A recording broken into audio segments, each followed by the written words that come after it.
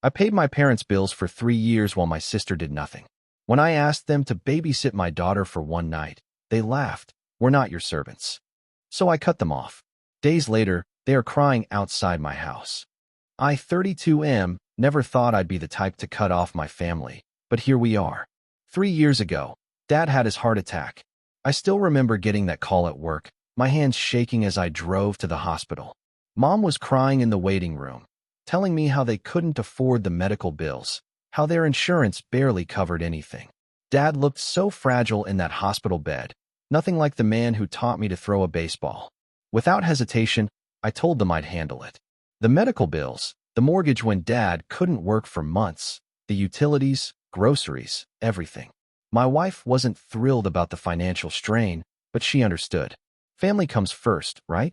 My sister, 3 years older and living 2 states away, sent a get-well card. For the next 3 years, I became their financial lifeline. Every month, like clockwork, I'd transfer money for their mortgage, pay their utility bills online, and stock their refrigerator during weekend visits. I calculated once that I was spending nearly $3,200 monthly on their expenses. My own savings account steadily drained while theirs remained untouched, apparently for emergencies only. My sister called once every few months, always with updates about her European vacation or new car. When I mentioned the financial help I was providing, she'd make sympathetic noises and change the subject. She never offered to contribute a dime. Dad recovered well enough to do light work, but Mom convinced him to stay retired. They deserved to enjoy their golden years, she'd say, especially after everything they'd been through. I bit my tongue when she booked their cruise to Alaska using their emergency fund. Meanwhile, my wife was working double shifts to help cover our own bills. We postponed buying a house, delayed having another child, and watched our friends upgrade their lives while we tightened our belts. But every time I saw Dad's grateful smile or Mom's relieved face, I told myself it was worth it. The breaking point came last month. My wife had been offered a promotion that required her to travel to Chicago for a week-long training program. It was a huge opportunity that could change our financial situation completely. The only problem was our 4-year-old daughter. Daycare couldn't accommodate the extended hours, and we couldn't afford a nanny for a full week. I called Mom on a Tuesday evening, explaining the situation. I told her how important this was for my wife's career, how it could help us get back on our feet financially. I asked if they could watch their granddaughter for just 5 days. The silence on the other end stretched uncomfortably long. Then Mom laughed. Actually laughed. She told me they weren't my servants, that they'd raised their kids already and weren't looking to raise mine. Dad chimed in from the background, saying they had plans to visit their friends at the lake house that week. You know, the lake house I'd been helping them afford. My blood turned cold. I asked if they were serious, reminding them of everything I'd done for them over the past 3 years. Mom's voice turned sharp, saying that was my choice, and I shouldn't expect payback for being a good son. She said they deserved to enjoy their retirement without being tied down by babysitting duties. I hung up without saying goodbye. That night, I stared at the ceiling until dawn, my wife sleeping restlessly beside me. She'd been so excited about the promotion, had already started planning how we could finally start building our savings again. Now I had to tell her she couldn't go because my parents, the ones I'd been supporting for 3 years, couldn't be bothered to watch their granddaughter for 5 days. The next morning, I made 3 phone calls that changed everything. First, I called the mortgage company and removed my automatic payment authorization. Then the utility companies. Finally, I called my bank and canceled every recurring transfer to their accounts. 36 months of financial support ended with 3 10-minute phone calls. I didn't tell them immediately. I wanted them to figure it out themselves. Mom called me 4 days later, frantic. Their mortgage payment had bounced. The electricity company was threatening disconnection. She asked what had happened, if there was some kind of mistake with the bank. I told her there was no mistake. I explained calmly that since they weren't my servants, I wasn't their ATM. If they wanted to enjoy their retirement without family obligations, they could do it without my financial support too. She started crying, saying I was being cruel and vindictive. Dad got on the phone, his voice shaking with anger, calling me ungrateful and selfish. He said they'd sacrificed everything to raise me, and this was how I repaid them. I reminded him that for 3 years, I'd sacrificed my own family's financial security to support them. I'd asked for one favor in return, 5 days of babysitting, and they'd laughed in my face. Now they could figure out their own bills just like I'd been figuring out mine while supporting 2 households. The calls came daily after that. First angry, then pleading, then desperate. My sister finally contacted me, furious that I'd cut them off without warning her. She demanded I reinstate the payments immediately, saying I was destroying the family. When I suggested she could take over their expenses, she went quiet and eventually hung up. 2 weeks later, they showed up at my house. I was playing in the backyard with my daughter when I heard the crying from the front yard. Through the fence, I could see Mom and Dad sitting on my front steps, both of them sobbing. Mom was holding a stack of bills, her hands shaking. My daughter asked why Grandma and Grandpa were sad. I told her they were working through some adult problems and kept playing with her, but my heart was hammering in my chest. They stayed there for 3 hours.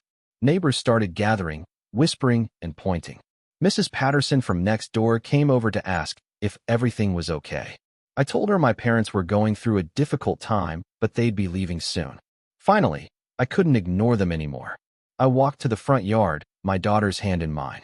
Dad looked up at me with red-rimmed eyes, his face haggard. He'd lost weight, and his clothes hung loose on his frame. Mom clutched the bills against her chest like a lifeline. Dad asked if we could talk inside. I told him we could talk right there. He said they were sorry, that they'd made a mistake about the babysitting. Mom nodded frantically, saying they'd be happy to watch their granddaughter anytime I needed. I asked if they were only sorry because the money stopped. The question hung in the air like smoke. Mom started explaining how they'd gotten used to the help, how they'd forgotten what it felt like to worry about bills. She said they'd taken my generosity for granted and never meant to be ungrateful. Dad added that they'd been selfish and short-sighted, that families should help each other. My daughter tugged on my sleeve, asking if Grandma and Grandpa could come inside for cookies. The innocence in her voice almost broke my resolve. I told my parents that for 3 years, I'd chosen to help them because I loved them and wanted them to be comfortable. But their response to my one request showed me exactly how they viewed our relationship. I wasn't their son asking for help. I was their bank account asking for a withdrawal. Dad tried to interrupt, but I continued. I explained that the money wasn't the real issue. It was the complete lack of gratitude, the assumption that my support was their right rather than my choice. It was the laughter when I asked for the one thing that could have helped my own family move forward. Mom asked what they could do to fix things. Her voice was small, defeated. I told them they needed to figure out their own finances, just like every other retired couple in America. They could downsize their house, budget their money, maybe ask their other child for help. I said that maybe, after they learned to value family relationships over financial convenience, we could rebuild our relationship. But the money was done. Permanently. Dad's shoulders sagged. He asked if I was really going to let them lose their house over this. I reminded him that their emergency savings account, the one they'd refused to touch while I paid their bills, could cover their expenses for months if they budgeted properly. They left without another word, Mom's sobs echoing down the street. Update 1. It's been 2 weeks since the driveway confrontation, and things have gotten interesting. My sister called me yesterday, absolutely livid. Apparently, Mom and Dad had driven to her state and shown up at her house, expecting the same welcome I'd given them 3 years ago. She'd let them stay for 2 days before the reality of supporting them hit her bank account. She called me demanding that I reconsider my decision, saying it wasn't fair to dump them on her doorstep. I asked if she'd considered splitting their expenses with me over the past 3 years. The silence stretched until she muttered something about different financial situations and hung up. Through mutual family friends, I learned that Mom and Dad had been calling everyone in their address book, looking for financial help. Most people were sympathetic but couldn't afford to take on monthly payments.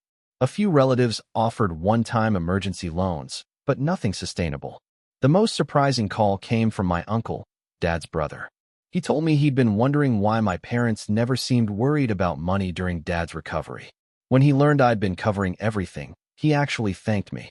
He said he'd been feeling guilty for not offering more help, not knowing I was handling their entire financial situation alone.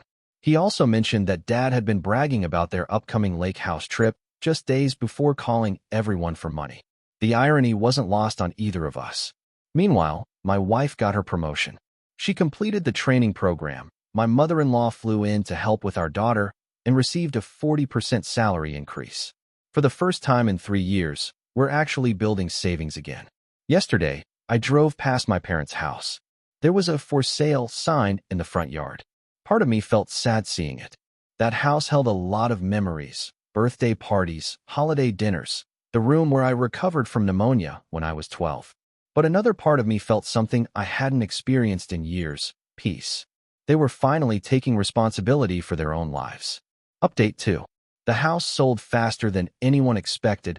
Apparently, they priced it aggressively.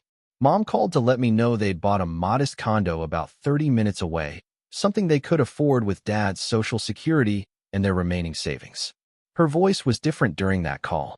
Smaller, but also steadier.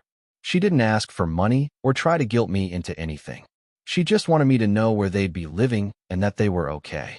She mentioned that downsizing had been harder than they'd expected, but also freeing in some ways. They didn't have to maintain a large yard anymore, and their utility bills were a fraction of what they'd been. Dad had even found a part-time job at a hardware store, something to keep busy and bring in a little extra income. I found myself listening without the anger that had consumed me for weeks. When she finished talking, I told her I was glad they were figuring things out. The conversation ended without drama or tears. 2 days later, my daughter asked when we were going to see Grandma and Grandpa again. She missed them, she said, especially Grandpa's magic tricks and Grandma's chocolate chip cookies. I realized that in my justified anger at my parents, I'd potentially damaged my daughter's relationship with her grandparents. That wasn't fair to her, and it wasn't the lesson I wanted her to learn about family conflicts. Last Saturday, I called Mom and asked if they'd like to meet us at the park near their new place. Just for an hour, so my daughter could see them. The meeting was awkward at first. Mom and Dad both looked older, more tired than I remembered. But when my daughter ran to them, their faces lit up in a way that reminded me why I'd loved them so fiercely before everything went wrong. We didn't talk about money or bills or the past 3 years. We just watched a 4-year-old girl play on swings while her grandparents cheered her on. Dad still had his magic tricks, producing coins from behind her ears. Mom had brought a small container of homemade cookies. When it was time to leave, Dad pulled me aside.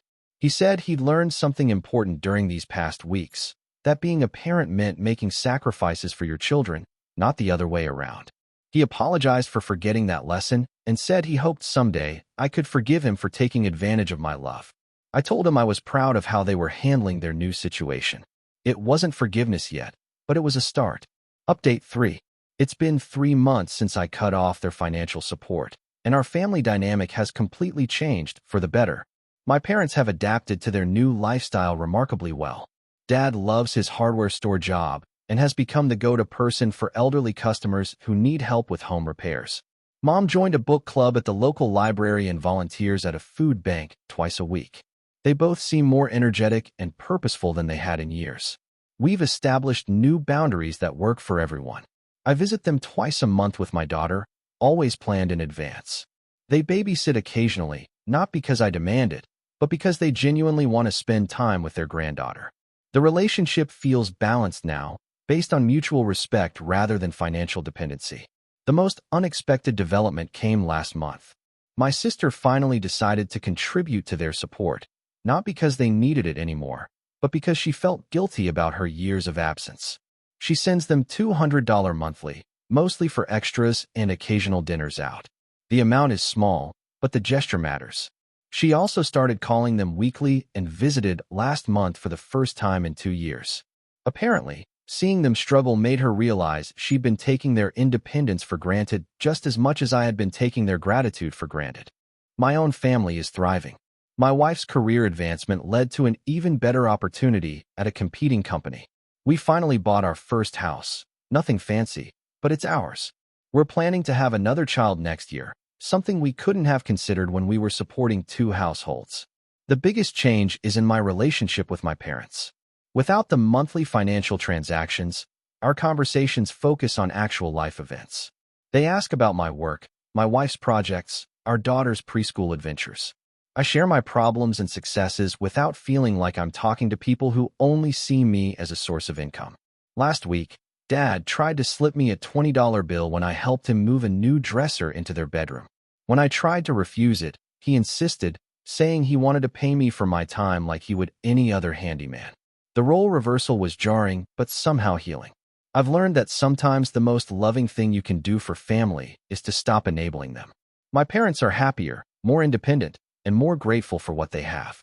My sister is more involved in their lives. My own family is financially stable and emotionally healthier. The 3 years of financial support weren't wasted. They gave my parents time to recover from a genuine crisis. But continuing that support indefinitely would have damaged all of us. Sometimes love means saying no, even when it's painful. My daughter still asks for grandma's cookies every time we visit. The recipe hasn't changed, but somehow they taste even better now. Maybe it's because they're made with love instead of obligation. Looking back, I realized that cutting off the money wasn't really about revenge. It was about forcing all of us to remember what family actually means. It's not about transactions or keeping score. It's about choosing to show up for each other, especially when it's inconvenient. My parents showed up when it mattered, just 3 months too late. But sometimes, late is better than never. If you'd like to see more stories like this, a gentle tap on the subscribe button would mean the world to us. Please subscribe.